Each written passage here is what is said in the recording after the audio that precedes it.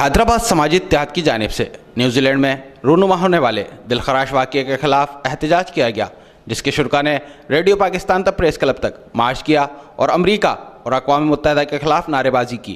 مظاہرے میں مرد و خواتین کارکنان کی بڑی تعداد نے شرکت کی۔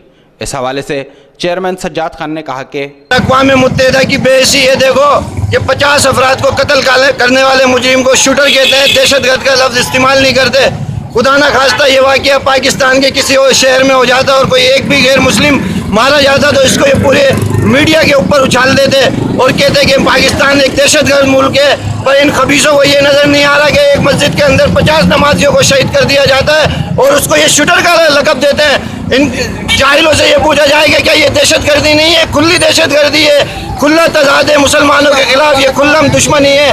امریکہ، یورپ سمیت کوئی ملک اس کو دہشت گرد کہنے کو تیار نہیں ہے۔ ہم بھی آج یہ کہتے ہیں کہ نیوزی لینڈ کے اندر یہ واقعہ ہوا ہے تو نیوزی لینڈ کو بھی دہشت گرد ملکوں کی فہرست کے اندر ڈالا جائے۔ مظاہرین نے مسلم نسل کشی کے خلاف بھی صدائے حق بلند کی اور نیوزی لینڈ میں شہید ہونے والے افراد کے خاندانوں سے اظہار تعزیت اور یکجہتی بھی کیا۔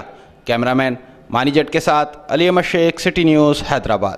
ہم لاتے ہیں ٹاپ نیوز، آپ کے فیورٹ ٹاک شوز اور انلمیٹڈ انٹرٹینمنٹ صرف یوٹیوب پر۔